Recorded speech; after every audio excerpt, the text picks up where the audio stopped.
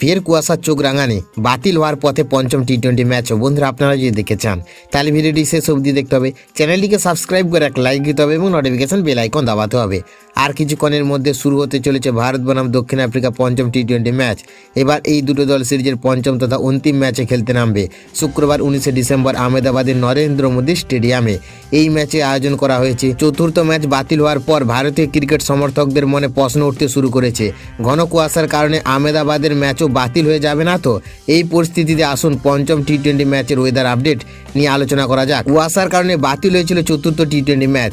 এই একই কারণে সিরিজের পঞ্চম টি-20 ম্যাচও ভেস্তে যাবে কিনা তা নিয়ে ইতিমধ্যে আলোচনা শুরু হয়েছে। এই প্রসঙ্গে আপনাদের জানিয়ে রাখি, চিন্তার কোনো কারণই নেই। ভারতীয় আবহাওয়া দপ্তর থেকে জানানো হয়েছে শুক্রবার আহমেদাবাদে কুয়াশার কোনো সম্ভাবনা নেই।